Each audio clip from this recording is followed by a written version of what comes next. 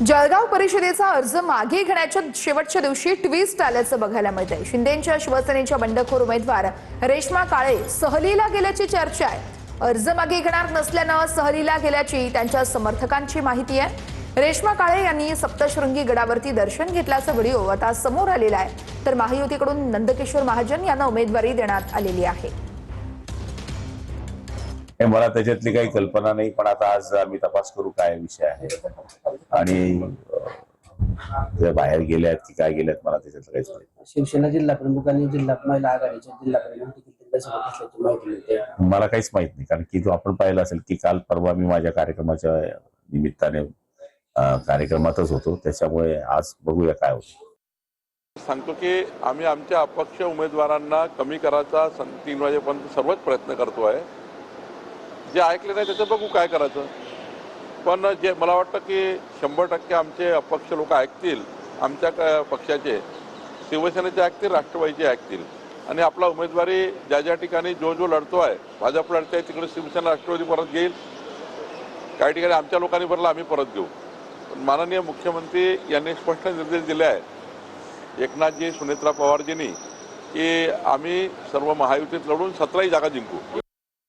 प्रत्येक ठिकाणी स्थानिक लेवलला जे काही विषय असतील, मी कधी नाव ऐकलेलं नाही आहे, जर असतील तर त्या ठिकाणचे स्थानिक पदाधिकारी स्थानिक नेते हे बसून तो विषय संपवतील। तर शिवसेनेला जेमतेम 4 जागा आणि तिथंही बंडखोर हा आमच्यावरती अन्याय असं गुलाबराव पाटील म्हणतात। गुलाबराव पाटील यांच्याकडून बंडखोरीवरून नाराजी व्यक्त करण्यात आली आहे। 5 जागा सिटिंग असतानाही आम्ही 4 जागांवर समाधानी झालो। बंडखोरी होत असेल तर युतीच्या भविष्यासाठी चुकीचं आहे असं गुलाबराव पाटील म्हणतात। जर आम्ही गुवाहाटीचा उठाव केला नसता तर आज काय स्थिती राहिली असती। त्यामुळे मोठ्या भावानी लहान भावाकडे नीट लक्ष द्यावं ही सगळ्यांची अपेक्षा आहे।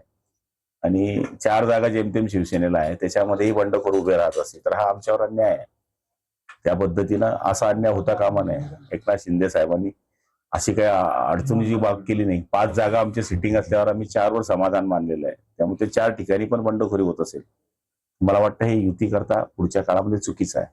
गुलाबराव पाटलांना इतकंच सांगायचंय, ज्या ठिकाणी महायुतीमध्ये बंडखोरी झालेली असेल ती बंडखोरी थंड करण्याचं काम आज दुपारपर्यंत केलं जाईल।